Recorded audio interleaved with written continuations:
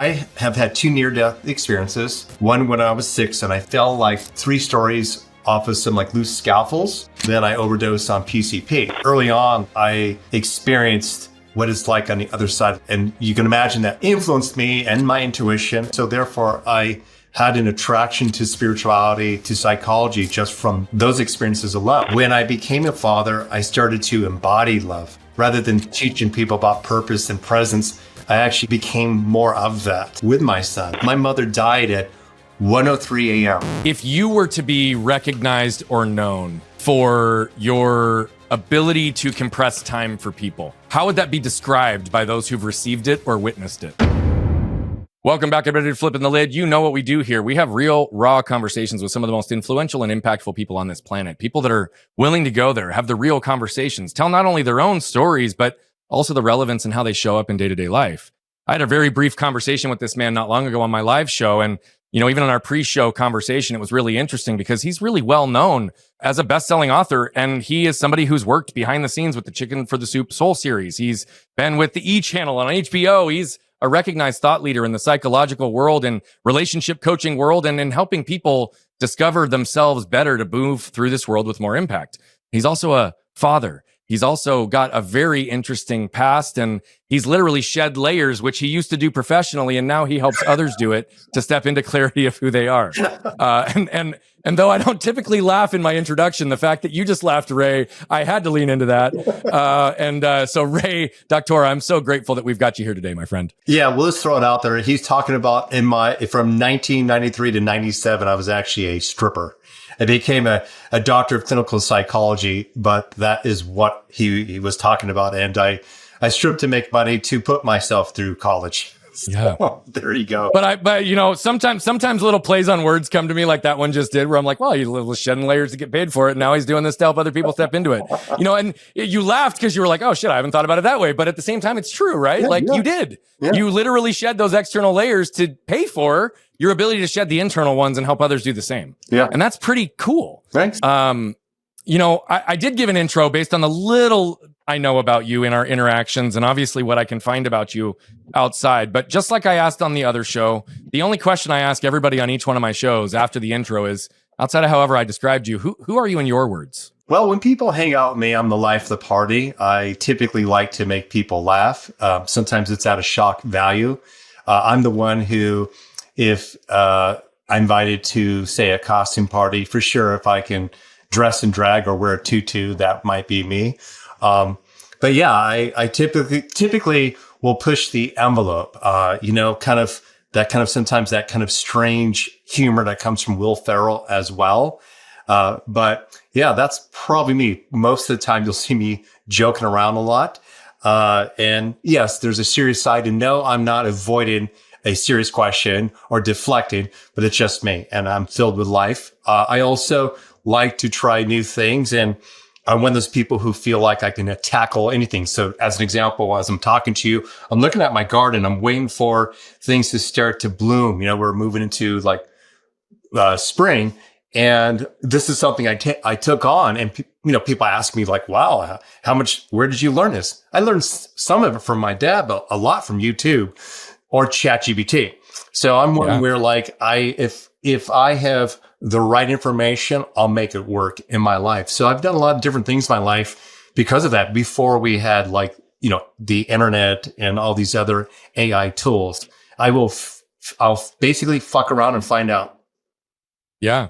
Well, what I also appreciate about you is that what I just heard from you is that you don't really dabble in anything.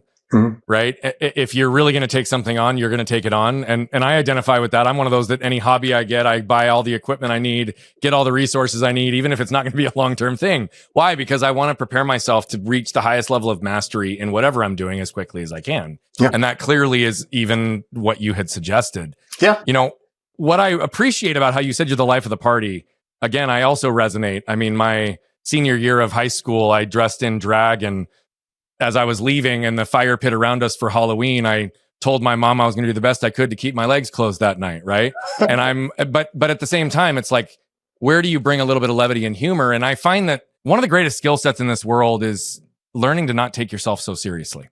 Absolutely. Absolutely. And you embedded that in your answer. So where and how did you learn that ability? And when did you start to recognize it was also a superpower to connect with others? Well, my father, he passed away, but he was a New Yorker. He was a New Yorker. So he was sarcastic. We always joked around.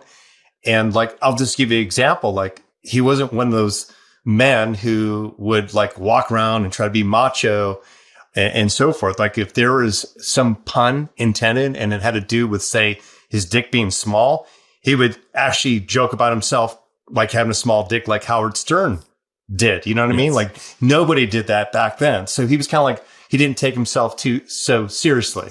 So I got that from him. And it's interesting, as I raised my son that way as well. Like, you can say anything to him and you're not going to hurt his feelings. And in fact, his response will be like, that's more about you too. He laughs about it.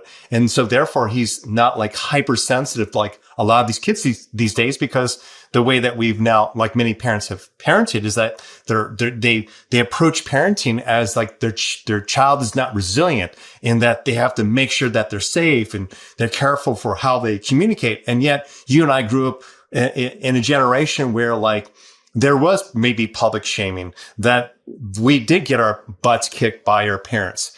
And there were some who took on the victim mentality of that. And I'm not talking about those who were literally abused. I'm talking about like some people maybe never grew out of that and felt sorry for themselves. And then there are many that where it's like it created character.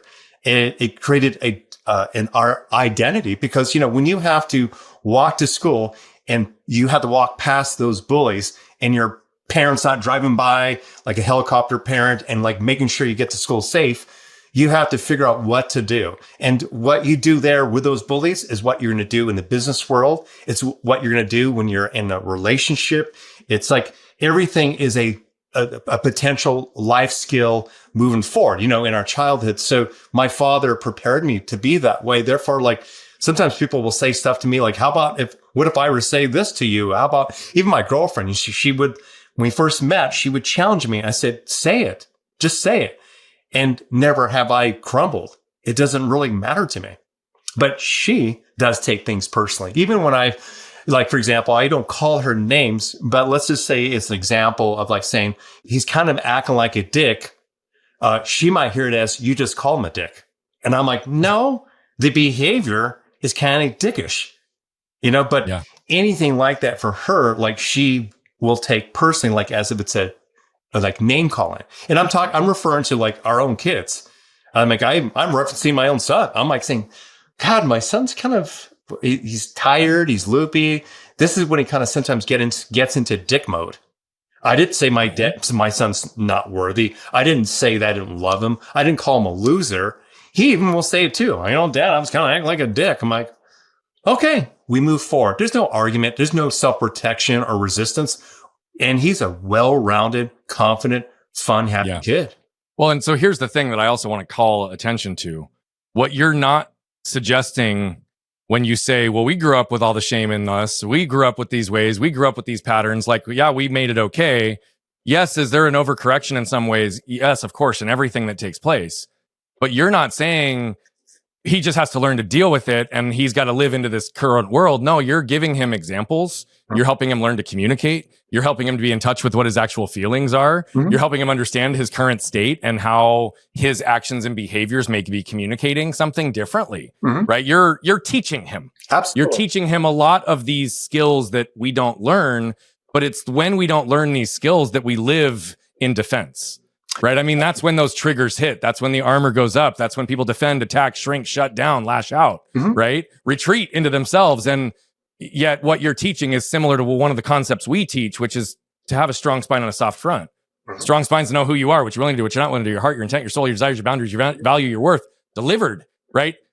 In any environment. So you can be unwavering, which means I don't have anything to protect, justify, or defend. So I don't need to react. I don't need to get crazy. I can just objectively see what's happening around me and accordingly respond in a way that could diffuse it, redirect it, lighten the mood, right? It's a very different thing than saying, well, my kid is needing to just toughen up, so he's just got to figure this stuff out. No, you're actively guiding him as well. Absolutely. And I know you know that. Yeah. Yeah. Well, thank you for bringing that in. And as an example, my son, when we moved here where it's a small town and he's a city boy and he thinks a lot differently and he has more grit. And so he found himself offending people here really easy. As an example, with our neighbors, these are girls who were like 11 and a half years old at the time. My son was 7.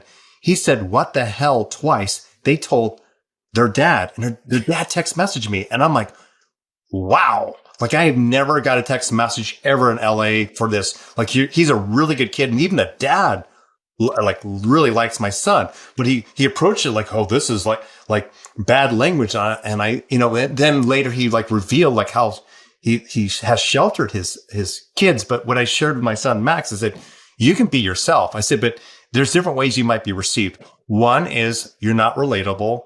2, you're actually funny because it's the right person. 3, that you make these people cringy. You'll figure it out. But I kind of, it's not like what we like. And back in our day, it was like, you just go figure it out. You're on your own. Yeah, it really was. Yeah. For me, I'm more like, I'm going to share 3 potential realities and you choose, because ultimately he has to do that eventually in life also. So that's, how I would share information, with him. What I appreciate, and again, this isn't about me, so I'm not going to go down all the different pathways that resonate, but there is a deep level of alignment in the way that we operate, in the way that we think, and clearly in the way that we even parent and lead. And I want to say I appreciate you for just a little bit that I've already even experienced around that. It's cool. And it's evident how much overlap there is. That's all. Yeah. I just appreciate even hearing how you approach it with your kids, and up to and including, I'm one of those big believers that feedback is permission based. Yes. Right. Most of the time. Right. And yet there often are people who are going to give feedback willy nilly. And what I often also believe is, do I always want to get better? Do I always want perspective? But am I always going to accept that perspective depending on the source or whatever framing that source is coming from? Like we have to be able to deconstruct what's actually happening in front of us as well, because sometimes it's 100% about us and other times it has nothing to do with us, but yet how we respond to it does. You talk about it so eloquently and so clearly, and clearly your dad conditioned a lot of this stuff into your life. But I also am a believer that a lot of the things that we do are a direct pathway of what we felt we needed to do for our own lives. Absolutely. You went down this path of psychology. Right? You did what was necessary and what was tough to not only have fun in certain environments, but to pay for your education. What was it about your story early on that put you on this path to begin with? Well, I had no place else to go. No, okay. Of the Richard Gere scene when he's, being asked to was it? Oh, I forgot the terminology, and I should know this given that my father was a Marine, but he was trying to get him to quit. But I have had 2 near-death experiences. One when I was 6, and I fell like 3 stories off of some like loose scaffolds and came back, and then I overdosed on PCP. So you can imagine that like early on, like I experienced what it's like on the other side a little bit. And you can imagine that kind of influenced me and my intuition. And so therefore I had an attraction to spirituality, to psychology, just from those experiences alone. And so I, like if you were to witness me do a live coaching call or with a group, and it happens, I haven't done it in a while, where people will ask me questions. They'll talk about a problem, and within 5 minutes, I can get to the core issue. I believe very quickly. And I don't say that to brag, but I've been doing this for so long. But when I was younger, I kind of had that skill as well. And so therefore, I think I just had interest in getting to know people. And I was already a problem solver with many things. It's not just with working people's emotions and psychology. It's like literally like I'm moving, for example, across the country. I'm pretty organized on how to do that. And I'm really good at streamlining my life because I like to solve problems, and time freedom is everything to me. So it's just kind of the way I look at life also. And also just my approach to coaching is so different than most coaches out there. Most people, when they work with me, it's only 4 to 8 sessions and we break through. We just break through that bullshit and we get to where they want to be. Doesn't mean that they're 100% cured or they're like in some permanent place. It's where it's like they're now out of that dark hole and they start living a life that they want to live. They have now more positive feelings and beliefs about themselves, and they have the tools to keep them moving forward. Yeah. By the way, another area I think we have complete resonance. One of the nicknames that someone gave me here in this last year is the 1 second psychologist, because that's my superpower, is compressing time.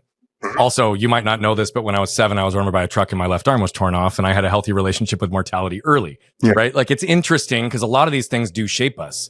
But at the end of the day, I do believe that time can be compressed for people in the most complicated areas of their life and their blocks. And you obviously, through the way that you facilitate, have ways of doing that.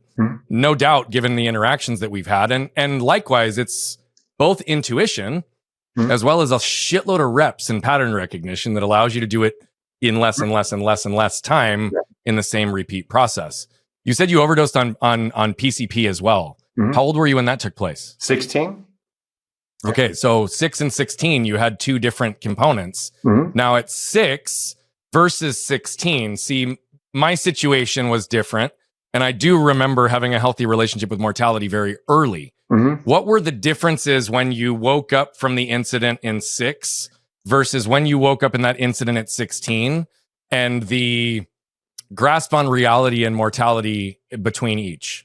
When I was 6, I wasn't aware of what happened. What happened is my friends, when I got up, they just freaked out, like as if I were a freaking zombie, because I'm gone. Okay. When I was 16, it was like I was seeing a life review and ways that I can better my life. And so therefore, it was more profound because it happened because also I was in a tough place. I was going through depression as well. So it really woke me up in many ways to start living my life differently. But not just that, my father never dabbled with drugs. He came from a different generation completely. And I remember being at the hospital and him asking me, not judging me, "Do you need help, son?" I get emotional here. Like, he just said, "Is there anything I could do?" Like, more like, "Do you need help with this?" And I said, "No." And because of his compassion and his love, I didn't want to touch that shit ever again. I never did. I just, it's kind of like that moment made me feel like his love even more so. And I had that connection with my father. Like, even when I was 18 and 19, I wrote a song called Father.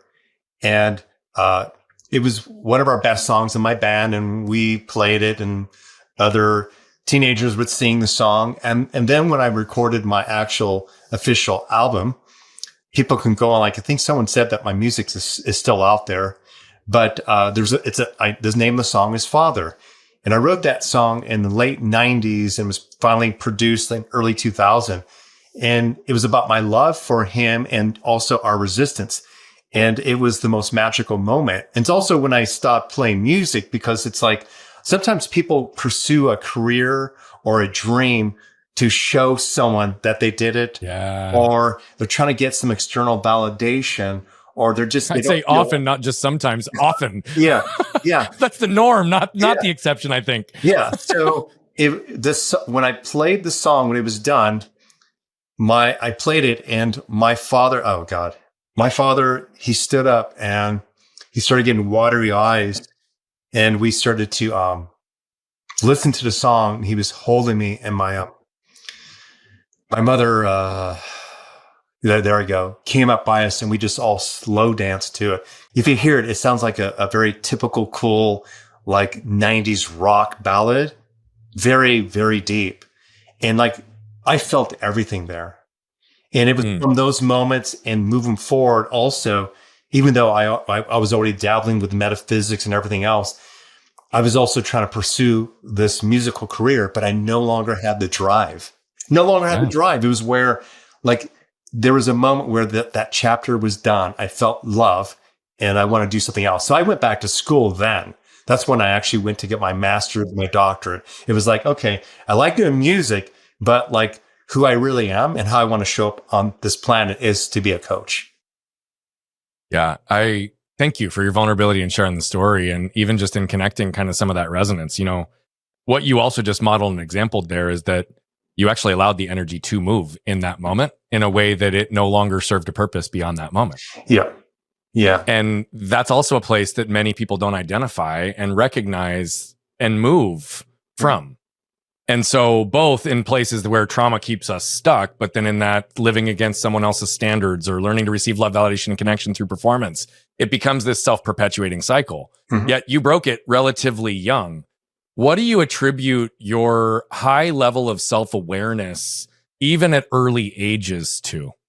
I'm going to answer that question, but I'm going to share something for a moment too, because what's interesting about this breakthrough I had with letting go of music, it also happened again when I was pursuing to be like a traditional psychologist. I walked away from it. I have a doctorate in clinical psychologist in psychology. However, there was limitations, and where I was working at a hospital with my hands tied behind my back, and insurance wouldn't cover what I was doing and helping patients with. So I recognized like, this is not a direction I want to go. This is not the reason why I got into it. So, that's kind of like, even like Western medicine, not to cut it down, but there's limitations. With traditional psychology, there is as well. And so I went a different direction. But what was interesting is after 8 years of busting my ass, I came to that place of like, this is not what I'm going to do. I can't go down this path. So it was like a dark night of the soul. So, and that will happen to many of us. And that's really, you asked the question.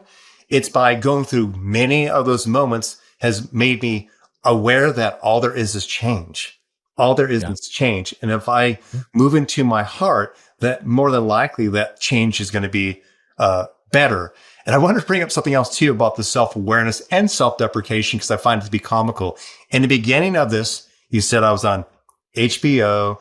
You share, you kind of did some like name calling, dropping some names. So it makes me sound like I might be someone that is important. But at that moment also, I thought like, I had a moment of like, God, that's a lot of that is the past. And what I mean by that is I'm no longer in LA. And when I was in LA, I was getting a lot of phone calls, early 2000 up to 2010. Now the people getting called are more like the influencers, even if they have subpar information that they're sharing out there. I'm not judging it, but like many of us can agree like, wow, you're not really offering shit. You know what I mean? Oh, dude, there's a lot of people out there talking and very few with anything to really say. Yeah. Yes. So people, so it's more about like, okay, I want to invite this guest on my show because she or he has 1 million followers. And that immediately can like bring, more traffic to me. It's not about whether this person has value to offer and can create breakthroughs like on my show. So things have shifted a lot. But when I moved up here, I knew that it would be a little bit quiet. And recently my good friend Thomas was on ABC, not once, but twice in New York. And I asked him, I said, dude, like, how did you get that? And he shared how he wrote an article and just someone liked it and they invited him. And he said, what I did differently then, this time versus where I was before, was that I nourished that relationship. I sent them a note. I was more grateful. He said, like yourself, I took it for granted. Like, I'm like, I'm always going to be called because I'm good on camera, whatever else. And he got back on the show, but I haven't been on something what we might consider big since 2019. That was the Swedish Housewives show. I did some coaching, which is it's pretty fantastic. That was it. And so I've been quiet for like almost 5 years, but that's an illusion. That's an illusion because the real impact I make on this planet is every moment. It's in my beingness. It's with my son. It's with like you having this great conversation with you. It's amplifying and better and everything and everyone wherever we go. And so, but in that moment, when you were saying those things, I was catching my ego still somewhat think about kind of that outdated version of myself of competition to thinking that this is more worthy to whatever else. And I don't take it that seriously or myself. However, when I do move back east, I do hope with being in a different population, they'll give me the opportunity where I can share more on those platforms. But again, also like my life is good now. My life is good now. And if I never had those opportunities again, I wouldn't give a shit. I wouldn't give a shit. Yeah. I'm enjoying this moment with you. And through these moments of trying to move towards something and being knocked down and getting back up, I realized that many of us have everything right now. We have people who love us right now. We have support right now. And if we can connect to that like we would feel better about our lives. Yeah. I really appreciate you calling attention to that. Again, not in any way a surprise. You and I are way more aligned than I think even we realize in this moment, or at least that you might be able to see, since I know more about your story than you know about mine. But there is so much strength in even communicating what you just did, because what you're also highlighting is how long the trash from our past can still stick with us, right? Like there's shame in that statement that you made, right? That shame, because both it's the seeking desire of all of that recognition for credibility and success. Again, love, validation, connection through performance. But I know, at least for me too, I never really dealt with, I'm not worthy, I'm not good enough, even though I've had moments there. Where I dealt with it was that top side of the arena, which is like, who do you think you are? Who do you think you are to live so big? Who do you think you are to have all those credentials and credibility and having been on those shows? And yet at the same time, it was also what I was seeking for a long time, because that's what I believed was needed, right? I chased the dollar, had a full bank account, but it left me empty, cost me who I was. And there's a recovery path that exists for all of us. But what I also appreciate is you're right. It comes down to every moment, every breath, every interaction, and every moment that we can create value for ourselves and within our lives. But when we actually heal and we live in congruence, like that's the reality of what I see. Everything that's been most important to me my entire life, I have right now. Yes. I have less money in ways than I've had in different periods of my life, but I have everything that matters to me right now. That's beautiful. Everything, right? I've been going on, tomorrow is 2 years with zero physical pain after 31 years of daily physical pain. Isn't that right? I have everything I want right now. I never thought no pain was an option, right? Now I teach others how to get out of it, because it wasn't physical pain. It was emotional pain being manifested physically. And because my body's broken, it just amplified all of it, right? Yeah. And so what I love is how you're able to both answer the questions, but you talk about the self-awareness and self-deprecation side, right? Self-deprecation in a lot of people's place is in and of itself the armor that's there designed to protect themselves. It's the humor, it's the redirection, it's everything. But in your case, self-deprecation is humility grounded in truth. Yes. Right? Self-deprecation is highlighting the areas that could be perceived that you should be judged, criticized, or shamed, but yet that you're so comfortable in yourself that it's just making you accessible. Yes. And I'm only slowing it down and highlighting this in reflection, both for you to receive it, but also for the listeners to understand the real power in what you just did, which was brilliant. Thank you. Right? You stepped into truth, and it's evident how you've coached so successfully and how you've made your accessible through the process. And I would say that a lot of those inherent limitations in the psychology field probably came down to your inability to do that based on ethics and laws and sharing of personal information, when in reality, if you can connect the dots for somebody and they can see it in you, you can make it happen in them in minutes and moments. I appreciate that reflection. Honestly, that's probably one of the best I've ever heard in my life. So thank you. You talked about your injury. Yeah. And I don't have, again, I'm comparing it, like I'm minimizing what I have because I don't see it as severe, but I have, half a thumb. Yeah. It was cut off. And I'll tell you the story. 12 years old, talking to two girls, one I was interested in. And I was leaning up against the house door and where I lived. And my brother happened to open a door. I fell down. And when I was getting up, my thumb was still there over the thresh hold. And it just pinched it right off. And blood shooting everywhere. The girls are screaming. My thumb was on the ground. My brother runs into the house and says, Ray cut his thumb off. And my dad was watching TV. He's like, what the fuck?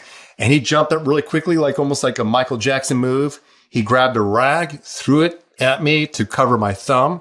He went to get the thumb, put it in his pocket. We were in a hospital less than like 8 minutes. And I remember, I guess I was in shock. And when he was talking to the people up front in the emergency room, like they're asking questions about insurance, my father pulled up the thumb and said, you got to put this on ice. And when I saw my thumb in his hand, I almost fainted at that moment. Mm. But I remember my father, when we finally, they got me back and, they started sewing it back on. My father started to cry and he said, I want you to be able to have a regular life. I want you to be able to play baseball. He said, if they can cut my thumb off and give it to you, I would do that. And I don't know why I'm going that deep with that story, but you asked me a little bit about my fathering, and it was just like I witnessed my father modeled how to be. My father really did modeled how to be. And so, yeah, that's it. And so I just noticed that even on this planet right now, people they think they're really confident behind a fucking keyboard or their phone. They're just like, they're hiding behind the screen. And they think that they're going to really teach someone something by either being aggressive or sound super intelligent. But people really learn by how you're modeling your life. Exactly. Whether or not you're embodying what the hell you're saying. And that's everything. So I always want to be in truth, even be in truth when I've made a mistake. I agree. And here's one of the things I even teach and integrate. The old adage on the truth will set you free is really true. Absolutely. What I say to most people is that their truth is just buried in the trash from their past that's caused them to have a set of beliefs that their life is only further validated, right? Based on the emotional triggers, behavioral patterns, environmental conditioning. And you outline it and communicate it so well. But again, I think what I even want to highlight in all of this is for you, for me, you have way more years of experience in coaching because of the path and just where you're at than I do, right? You're somebody that I could easily look at and compare myself to and make myself smaller than, right? The reality of it is, though, there are things I can and will and do learn from you in our interactions, but I also have the ability to bring things to the table. But look at this comparison game. The number of times people have said to me, oh man, my story's nothing compared to yours. You even just did it. I did. Right? You're an expert in this fucking space. You teach people how to do this. And yet what I'm trying to highlight is the human experience that we all are going to inevitably have every single day. The biggest thing is how do you compress time and not let it redirect your day, redirect your week, redirect your month, but allow yourself to move through it in minutes and moments. And again, the truth is what sets you free, right? Whether it's a big T or a little T trauma, at the end of the day, it is your story in the ways that it impacted you. I never fell off a 3-story roof. I never OD'd on PCP. I could sit here and say my story's less than, or I'm less, right? But yet you have shared wisdom and experiences from your own unique perspective. And that's, I think, what is important to ground in all of this. You have done this for a very long time. You have gotten a lot of media recognition. You have done these things, but I want to highlight some of the specific work that's in it, but what I also want to call really clear attention to is you talk about 2019. That was 6 years ago. You also have a 10-year-old. Your priorities dramatically changed. 4 years changing the trajectory of what that longevity of that media and exposure and that career could look like. And I would suggest that you just fully stepped into the season of dad and reshifted your priorities. So I could be wrong on that, but could you highlight just a little bit about that timeline? Because yes, you tried to ground yourself and say, yeah, it was ego. And yeah, those things don't matter to me anymore.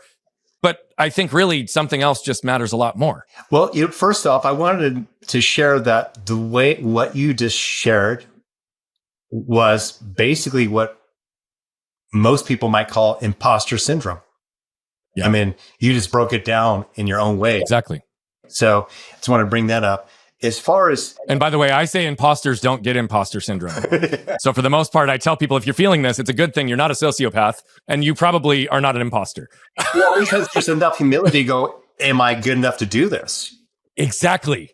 There's this other part of you is a little bit humble, So, well, and first off, it's actually more logistics, but thank you for highlighting that, I stepped into fatherhood. However, we went to the mandates, 2020. That's really it. Everyone got quiet. The studios got quiet. People started doing it elsewhere. It was really that. So everyone was afraid and it just continued. But in that moment, I moved 2 times, and that was, I was in downtown Santa Monica off 7th Street, very close to the beach. And we had the BLM protest, but it turned into a riot.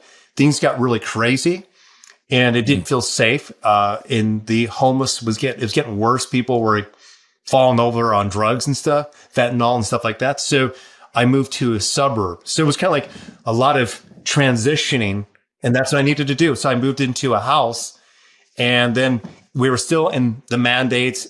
Santa Monica, California, everyone was angry. And I didn't want my son to feel like this is a normal childhood. For before 2020, if he were walking down the street, and he's a really cute kid, old ladies would walk up to him, they'd smile. Move forward just a year later, you had old people running away, like as if he were carrying a black plague. And I'm like, ah.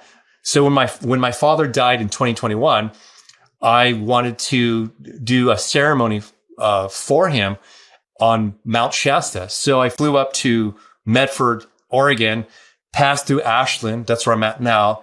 And I fell in love with some of the parts here. But I noticed that people were actually walking around, like older people, with no mask on. And they were kind of like still keeping in shape. Like they were more connected to nature. And I'm not saying this that I'm not shaming people who wore it, but it was a little bit more normalized. And so therefore, my son, I saw other kids playing outside with their masks off.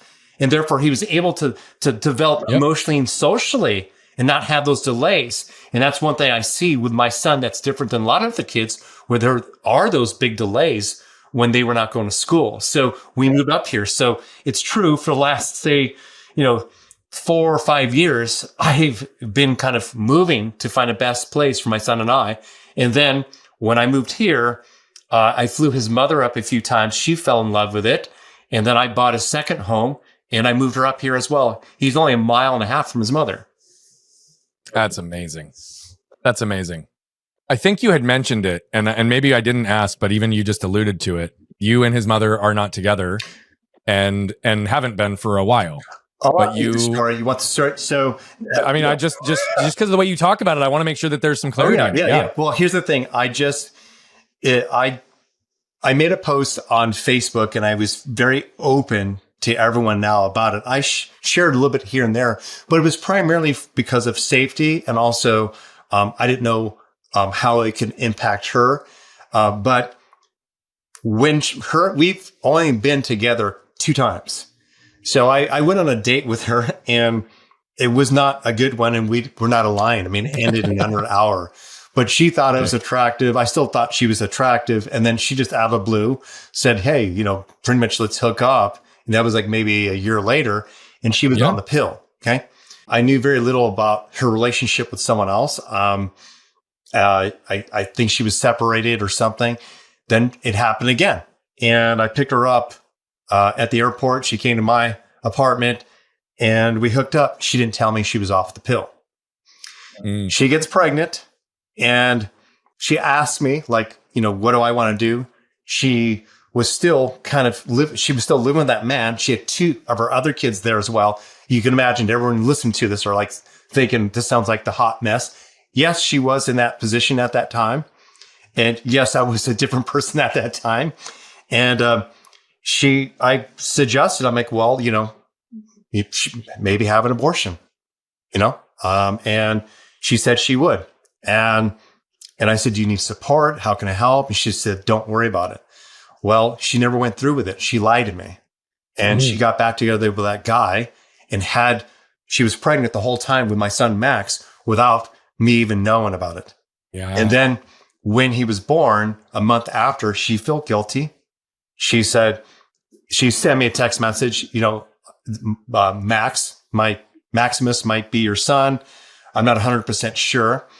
And so I got her husband on the phone as well. I said, why don't you do a test first? He did. And he lied to her and told her it was his. You can imagine the shock. Oh, my goodness. Oh, yeah. There's layers in this story. Yeah. Oh, yeah. Yeah. So, yeah, I ended up having a UTI from hell for about a month, which most men don't get because I was fucking pissed off. But go into month 2, Max did not look like him. I mean, he's got like a quarter Japanese in him. her husband didn't. So it's like all babies look the same when they're born. So she started asking him for the documents and he wouldn't produce it. And he started getting violent with her. I didn't know about this until later. And then so she fled. And I get a text message on January 19th, 2015 that Max is my child. And that's how he showed up. So I missed the first 5.5 months of his life, plus the pregnancy. Her and I really never had a relationship. So we needed to learn how to co-parent. I needed to learn about her and also my son at the same time. And she was suffering with PTSD. I mean, many other things. It was very crazy. It's a book. It's a book. If I share, if you were to know, it absolutely is. It absolutely is. And I think for all the reasons that you started with, and I want to reinforce this, I am very, very, very big in what stories are ours to share and what stories are others. And I appreciate you even being respectful in how you're navigating the story and how you have been for a long time, both for herself and for the impact on your son. Given what you shared, it's obvious that there were lies upon lies, deception, right? Not full transparency and communication. It was not a collaborative and joint decision, right? And to your point, you even talked about how upset you were, right? Of course there is. There's resentment, there's frustration, there's spinning, there's fear, there's all this stuff for something that's also taking place, including grieving, because you're not grieving the loss of the life that you envisioned for yourself because it wasn't a part of the plan, right? And so that's a lot of emotion to process and also ensure that you're facilitating a safe space for her and for your son. And then now full circle all the way today, you talk about, you're co-parenting, you're 1.5 miles away, you bought a house, you're providing, you're giving stability, you're doing all these things, which is in a lot of ways the ideal of what you would hope, right? For two people that have this and find a way to come together. To your point though, not everybody is able to step out of that victim mode, that anger mode, that resentment mode. And yes, this is the core of a lot of the work that you do, but you're also human and you have to do this yourself. Can you talk about the internal processing, the emotions that really identified with you at the time? And how did you actually legitimately process and release for yourself, as well as communicate to lay a foundation for a potential future that's best for your son? So it was pretty crazy. My God. And share only as much as you can or what's relevant. I get it. Okay. And what I mean by this is that I wasn't set up. I was Dr. Ray. I was also Stingray in an 80s parody band. I was literally on stage most weekends performing. And so therefore I wasn't in a position to see my son. And she was in a really rough place. And she was projecting a lot of stuff onto me. I couldn't physically drive to see her. She didn't even have a car. So there's layers upon layers of what happened. Even her ex-husband called the board of psychology and said that she was my patient and I slept with her. And I had to deal with the board of psychology. They shut down my website for about a month. Oh, we're talking about reputational harm, credibility, all of it. Jeez. I had to hire someone to watch my business page on a back end on Facebook because there was negative shit coming from his family members attacking me. I didn't do anything to the guy except that it was not his child. He lied to me. So he was actually literally a casebook psychopath and using meth. I mean, the list goes on. A crazy guy. Well, put it this way. This guy went to prison for being one of those guys who rip off elderly people, where they phone call and they take that information. Yeah, we're talking about a real loser. Okay. So I don't usually call people names, but he was a loser. Okay. I hear you. Okay. I hear you. So anyway, he also created a lot of damage in not only his life, but the lives of others. And so I got you. Yeah. So what happened was for 3 months, my business actually collapsed. And it wasn't just because of my website. Energetically, I was closed down. And so therefore the universe was basically vibing off of who I had become in that moment. And I left to Florida to do a workshop, and it was pretty powerful. And it was a workshop where I had to take a lot of personal responsibility. I had to really take utter, responsibility for every conversation and whatever I had created. And in that process, I had put myself in her shoes to see what it was like to be on the receiving end of Ray Doktor. And I can see how intimidated she was by me, how she can feel my judgment. I had all of that coming at her.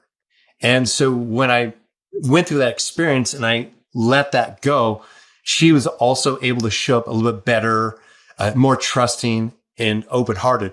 Now, trust me, it took years for us to get to where we're at now. Of course. But what ended up happening was this, and this is a message that really helped me. So I helped her get into beauty school. She's so talented with anything she touches with art. And when she's going to beauty school, they have to practice on people. And my mother, she would go see Ashley, and it wasn't like she needed someone, but she would give Ashley, a big tip, like $20. And there's like 2 to 3 times she even flaked on my own mother. Like she didn't show up. She wasn't there. She didn't even reach out. And I was pissed off. I remember just, damn it, because it's my mother. Don't fuck with my mother. My mom, with her strong Japanese accent, she's like, Lemon, she don't know better.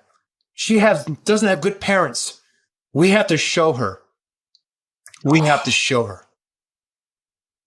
And that's what my mother said. She, and my father was the same way. He's with his Marine tone.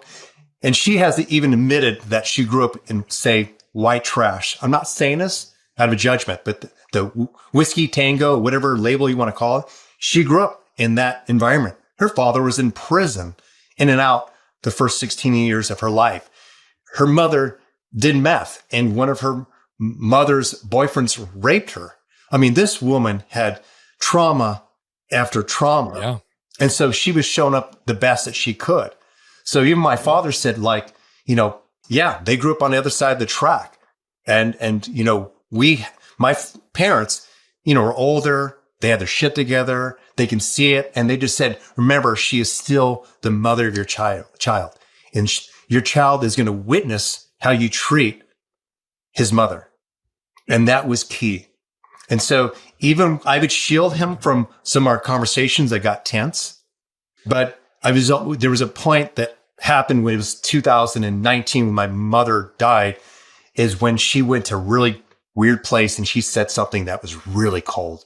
And again, I don't like to share stuff because I don't want her to be judged. But what happened was my mother died at 1:03 a.m.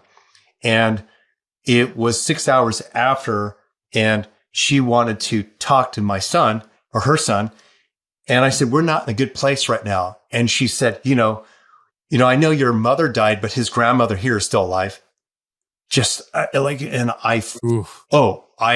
the first time my son heard me swear and raise my voice. And so I recognized I couldn't hold this back anymore. So I started talking to my son in a transparent way of kind of certain things without judgment. So my son actually knows the entire story. He's 10 and a half, everything. By the way, I was hoping that was the case. I figured that was the case for you. I was going to ask you. I'm so happy you went. Yeah. He even knows that because just imagine him getting older and being pissed off at me and saying, you wanted me to be aborted. I mean,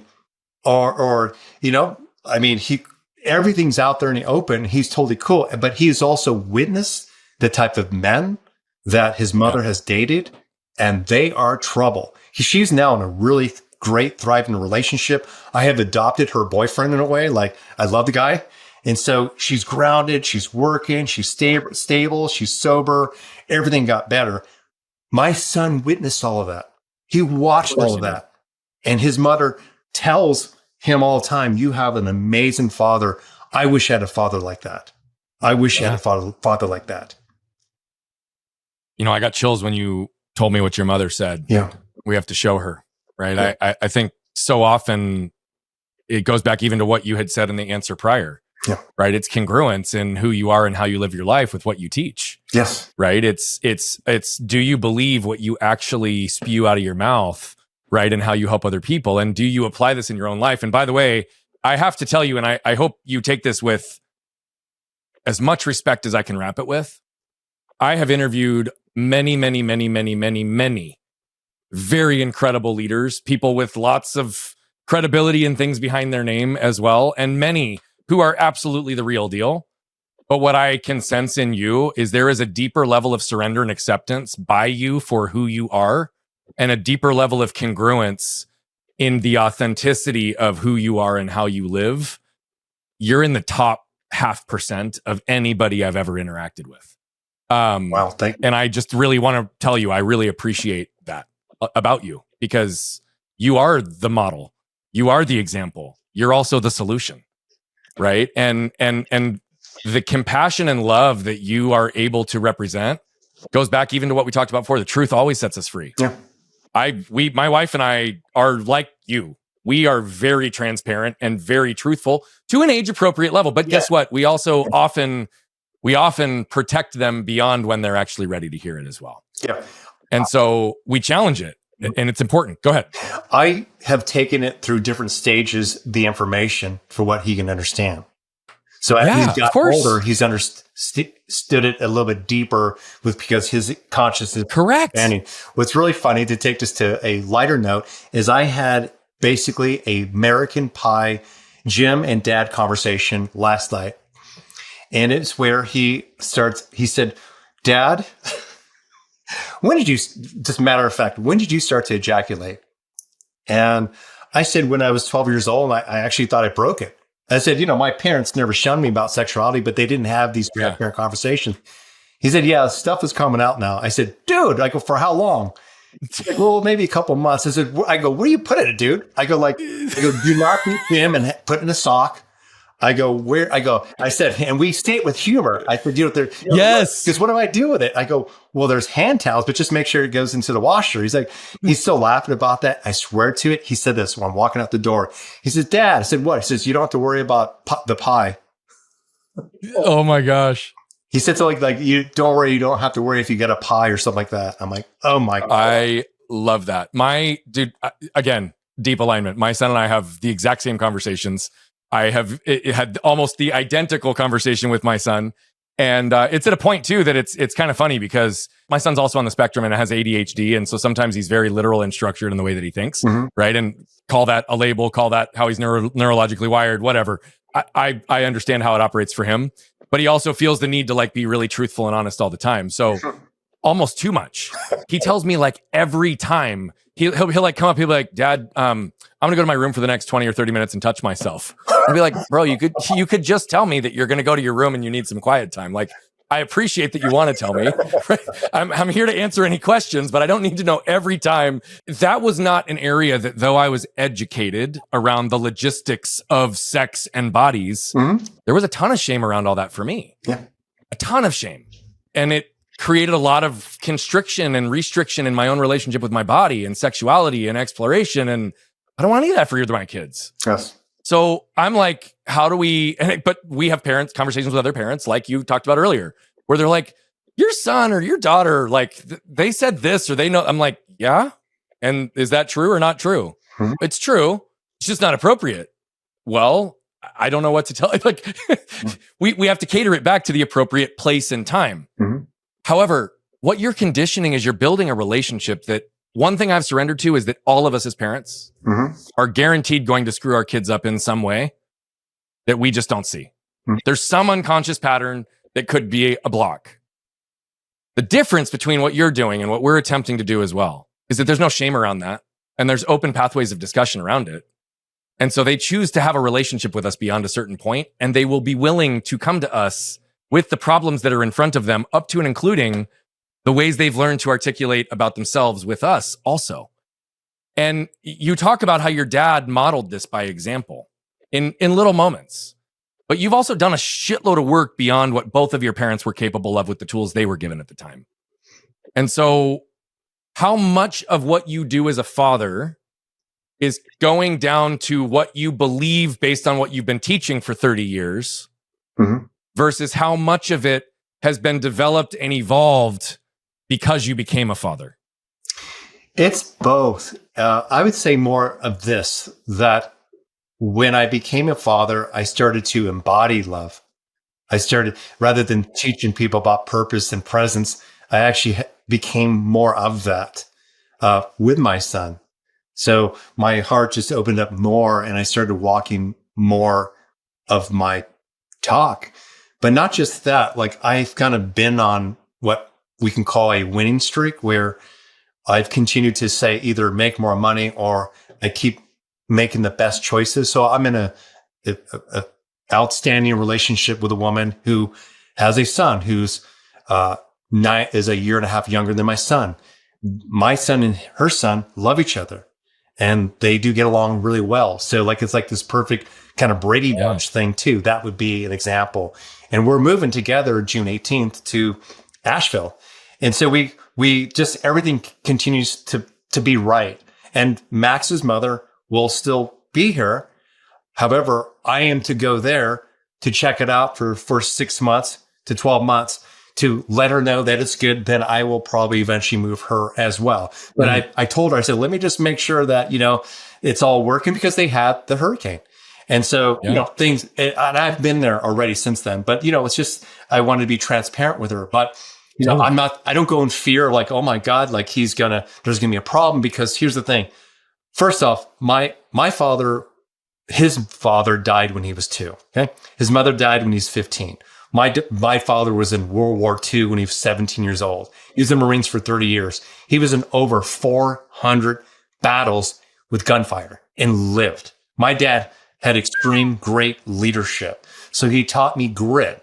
That was the emotional conditioning I needed to handle these dynamics that happened when I was going through this process of finding out that I was a new father. That I really got a lot of that with my father, because of course, again, when stuff would happen, he wouldn't necessarily lose his shit. Like he was able to be he was an emotional person still. Had a moon in Scorpio.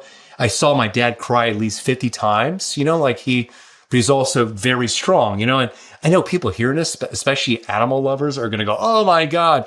But I'll give you an example. It was like 1972, 71. I don't know. There was a dog that had either rabies. I remember having shit all over its mouth, and it killed a poodle. I remember seeing the guts scattered, and they had called the police. And there wasn't really animal control. It was the police, and the police would just shoot the animal. And I remember just, being out there, and there was this big, like, all these neighbors were out there. My dad just walks out there with a handgun, just one shot, and then just walks back into the house, sits down, just reads his newspaper. Nothing, whether he's desensitized or not. The police knocked on our door. He talked to them. They let him go. They respected him because, he was a military man. We were still in the Vietnam War and all of that. But in a way, he would take care of business. Now, today, someone hearing this might go, "Oh my God, that's toxic masculinity." It was also very time appropriate. Yeah. He was a man of his times, but he would get stuff done, and he never did it out of reaction. He never would lose his shit. So he was pretty calm. And so therefore I modeled that. You understood how to regulate your emotion and use it for good earlier in life, right? I mean, I had a different path than you. Mine went down the different path. Yeah. Mine was reaction and anger and shame and creating damage in my life that caused me to wake up and see it someday, right? But to have that type of model early on is really, really powerful. You have done a ton of things, but you also referenced metaphysics. You've talked about vibration and frequency. Again, there's lots of similar topics. And I'm a big believer in the healthy blended intentionality between Eastern and Western medicine. What I'm curious about is if there were a handful of beliefs, modalities, or tools that you have either developed or learned that have the most amount of impact in getting people from a place of perseveration and being stuck to clarity and movement. What do you believe those to be as someone who yourself compresses time in minutes and moments in the way you coach? Well, this is the perfect time to do my sales pitch. My book. This is why I wrote it. I mean, honestly, I didn't really make any money off it because I did most of the promotion on my own, but it was to give to clients, prospective clients who maybe are thinking about working with me, to clients who are now working with me. But I put everything in there to do some self-breakthrough. My mentor, Dr. Morris Netherton, worked with Fritz Perls, Carl Rogers, some pretty famous people from, the 60s who kind of went a different direction from traditional psychoanalysis. And so therefore I learned, he also trained Grinder and Bandler, who are the developers of, they developed NLP and they taught Tony Robbins. My book basically has, it's not an NLP book, but it's a book in where there's teachings that have not been put out there that I put in here to help people go through their self breakthrough. That would be it. I could easily say, try plant medicine, but do this for integration to, but I honestly can say everything has a caveat, because there's also not a singular prescriptive path for any of them, by the way. Yeah. So, I got you. And another thing to share about, like, to go down a rabbit hole is, like, some people who listen to this, I don't know if they're into channeling, but those who know Abraham or Bashar, who Daryl channels him, I've had about 12 private conversations with him.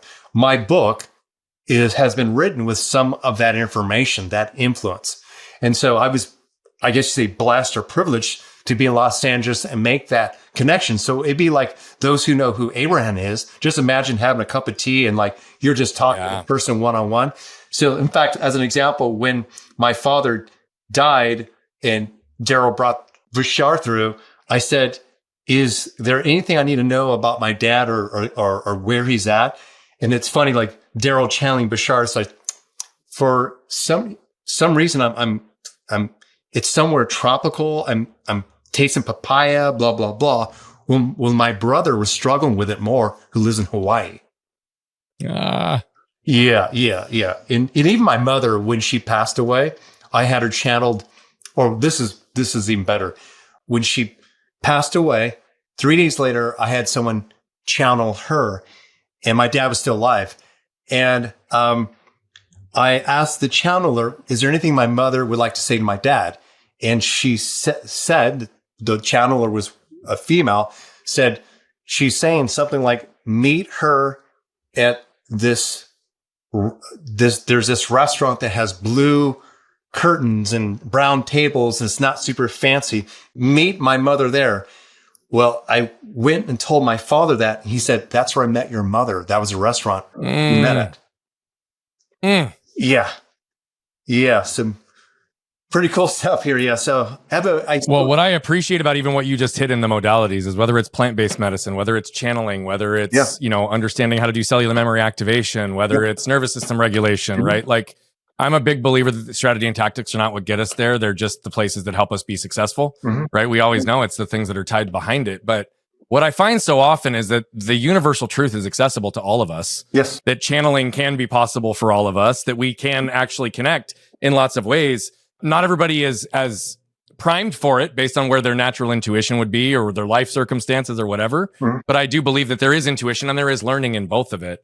What I would ask for you is if you were to be recognized or known for your ability to compress time for people, to be that person in those shows that takes 5 minutes and uncovers the most profound elements that are keeping them blocked, how would that be described by those who've received it or witnessed it?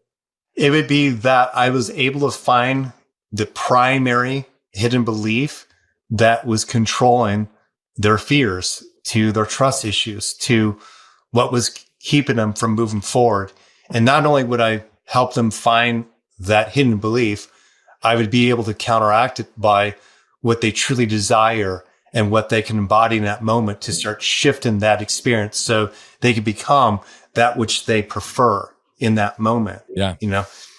I really appreciate how you described that. Keep going. I didn't mean to cut you off. No. Even in my book, I described, there's 5. Basically, there's a, let me see if I can remember this. It's funny, dude. I wrote this book, and when I started going on these freaking podcasts to somewhat promote it, I would talk about it and I forgot even what was in a book, and I had to reread it. But so there's a section, I totally understand that. Yeah. But there's a section I talk about the typical path of healing. And number 1 is that you realize that you have a problem. You're like, oh shit, I have a problem. I've got 3 DUIs. I've went through 5 divorces. Shit, maybe it's me. Okay. Number two, you start talking about it. And usually it's with your friends. Hey, do you have this problem with libido? Or do you have this problem with relationships or whatever? And they reflect back that, yeah. And they might even tell you that we've always seen that in you. You always chase the hot mess. Then three, you start talking to a professional, maybe a coach, or maybe someone who's not biased, maybe a rabbi. I don't know. Mm-hmm. Number four, you unearth the influences, the abuse, what you shared that your childhood was. However, number four is typically where people get stuck. And they keep talking about, I am this way because of what had happened. It's like as if what had happened to them is the totality of who they are today. They get stuck there. Yeah. And that's why you'll see people in therapy for 20 years and they're just managing still their problems. Number five is how do you put it into action? How do we live now? Whether that's positive affirmations, whether it's going to the gym, whether it's really surrendering your guard and really finally feeling your heart. It's that process, those 5 steps. Yeah. So that's my method. That's how I work with all my clients. I very much appreciate it. By the way, I always say that no matter the language, like people like us are speaking universal truth. It's just how we communicate it that makes it accessible. Yes. Right. Again, our whole process is awareness, stepping into ownership, which is both creating repair and discussing it, unpacking the source or sources, flipping the lid to be able to reclaim the moments in the present so that it doesn't actually own us and redirect us. But ultimately then the trigger mapping process that allows us to move in all of this by deeper understanding, right? It's really like actually taking that level of intention. And what I really appreciate, and you're one of the only people that I've heard say this in the way that you did that is so in alignment with what I say. Most people, when they become aware, just become more aware of all the ways they should be judging themselves. Right. Yes, yeah. And at the end of the day, therapists, in most regards, because of the ethical limitations and the lack of tools that they're able to deploy or frankly, their own blocks that can't get them there, keep people spinning and asking why questions that just are never ending and perpetual versus future focused and objective. Like, what can I extract from this? What did I learn from this? What could I or would I do differently next time now that I know what I know? And that's often what it comes down to is like, how do you start to see things more clearly? How do you uncover and identify truth? And so that's what your whole book is outlining. And what I also appreciate is the simplicity. You even call it, all it takes is one, right? Just one hidden belief. It's one moment, one breath, one step at a time. If we know that when we protect ourselves, we disconnect ourselves. If we know that we can have these beliefs that create patterns, you're also somebody who's very aware. And I also know that you believe there's no final destination because you're constantly working on yourself every day. Yep. What's the one thing, the one hidden belief that you're surfacing right now to be able to continue to unlock the next stage of your full potential? I'm still working on the idea of impatience. Yeah, impatience. And that is because, the idea is I have fiery energy. I'm a Leo, which there might be some truth. I live in a small town, so people literally drive really freaking slow here. But I also moved here because it was for me to take pause and also heal my body. So my body's also moving through some subtle things as well. I have cortisol dysregulation. When I was playing in my band, I would get home at 4:30. I'd be up at 7 o'clock. I would get my son from my friend Amy, who's his godmother, and be pounding 4 cups of coffee. I blew up my adrenals. So after 10 years of all of this is like, I'm here. So I'm not in busy LA or that busy identity I used to be. So it's being patient with the moment, patient with myself, because my body needs to heal and slow down. That's what I'm working on. I appreciate your honesty a lot. And I understand and appreciate this. I try to remind myself every day because I struggle with the same thing. The timing is always perfect when I allow it. Yeah. Well, if you're a goal or me, I'm all about time freedom. So if something takes me too much time, I understand. Yeah.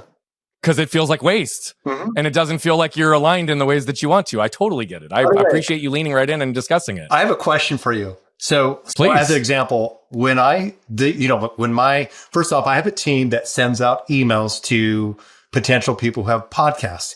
And when they respond, then I'll do my research and so forth. But those who want to set up a discovery call and go through this whole process, because it's going to take my time and I know I'm really good on this, I kind of cringe. However, you put me through the process of getting on Instagram. And I'm curious if that's kind of like your discovery call. So it's 100%. Oh, it's 100%. Amazing, dude. I love it. Yeah, why? Because I still add value, and I can know in 15 minutes if there's an energetic exchange and if they can run, if they're willing to go deep, if they're there, if they're not.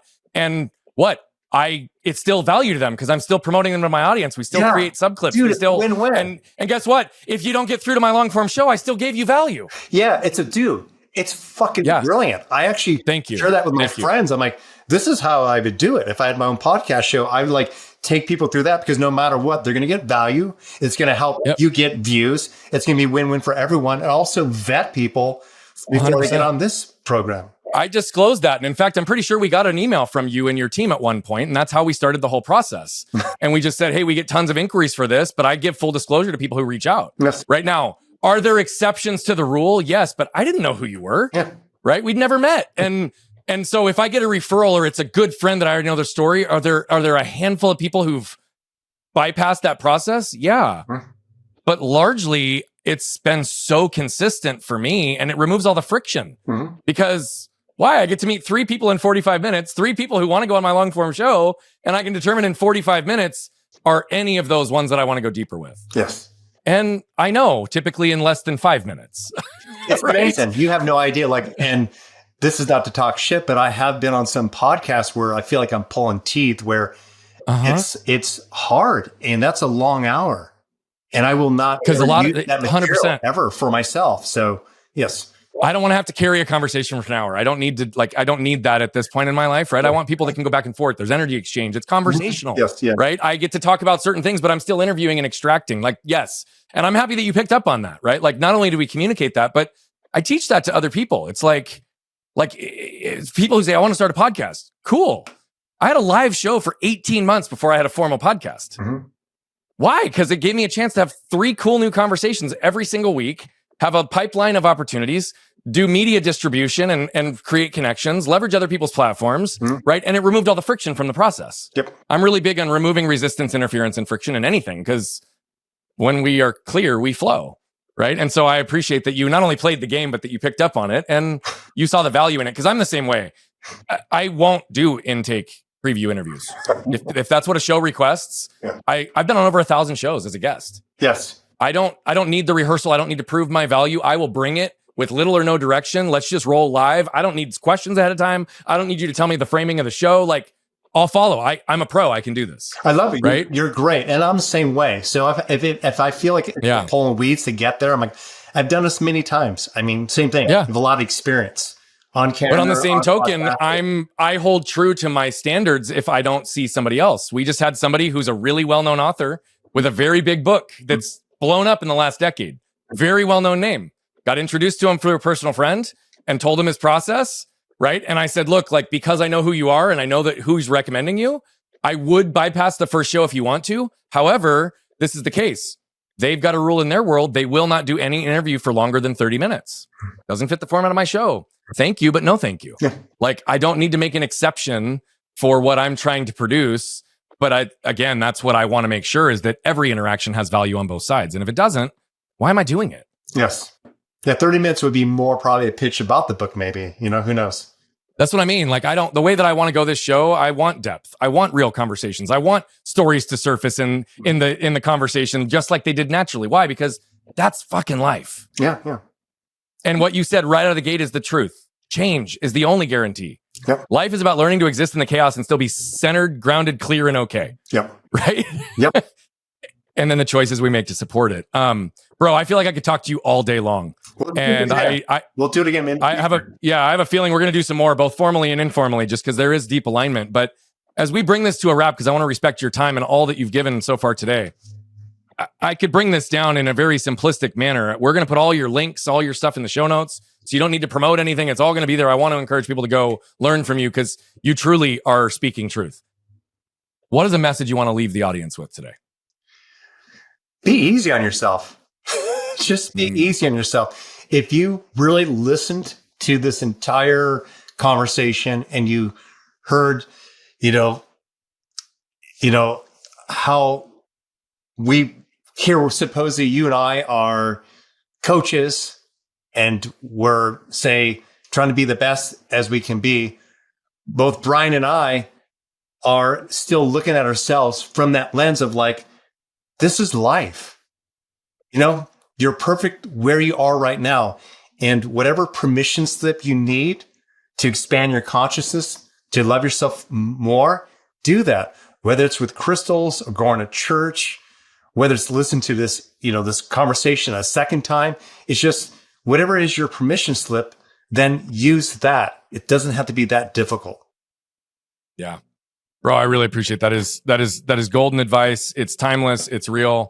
I really appreciate your heart and how you show up in the world as a man, as a husband. Well, not as a husband, as a father. I said as a husband, and that was wrong. That was me projecting onto you. That was like, I don't know where that word came from because I know that you're not a husband right now. However, you're a man who's creating a shitload of impact. And I would say that your co-parenting shows up in a way that demonstrates the level of care that many marriages even lack. Mm-hmm. And so what I want to just suggest is the way that you love in the world is obvious. And I'm grateful for the opportunity that we've had to get to know each other a little bit better today. Well, I want to share something back to you. This, honestly, has probably been my best conversation with a man. Oh, wow. Wow. Thank you. Yeah, really. Thank you. I fully received that from you, brother. Very much. Yeah.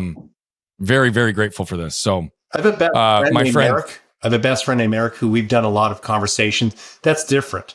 We talk all the time anyway. You and I have only spoken twice, and this is very fun, very exciting for me. So yeah, I appreciate that on many levels, my friend. Very, very grateful for you being with us today. Okay. Thank you. Yeah. And for those of you that just watched Ray jump open and flip open his lid, guess what? To be easy on yourself, you have to step into truth. You have to ask those questions. You have to be willing to receive love. You have to be willing to give love, and you have to ultimately be willing to do whatever it takes. Right? At the end of the day, this isn't about ego. This isn't about performance. This isn't about vanity. This is about realizing that everything you need, you already have. But that also allows you to have and ask for more. Just because you have everything you have in this moment doesn't mean that there's still not questions, opportunity, and growth for tomorrow, right? But it also means that to give yourself that permission slip, what I want to highlight for each and every one of you is you're the only one who can write that permission slip. You're the only one who can sign it, and you're the only one that can actually allow yourself the ability to step in and do the work that's necessary to create freedom on the other side of truth. Well, what's it going to require for you? To flip open your lid and scan your can. We'll see you next time. What you can probably tell by now is that I love telling these stories, but what I love even more is the impact that's coming from them. You see, we're on a mission to impact over 1 billion lives as quickly as possible, but to do that, we need you. See, we believe that moved people move people. And so all I'm asking is if you've resonated, connected with any of the messaging, please consider commenting, sharing, leave a rating and review. Thank you so much for tuning into Flipping the Lid. And if you want more information on the show, how to become a guest, how to recommend a guest, or any of the other details, head over to flippingthelid.com. We'll see you there.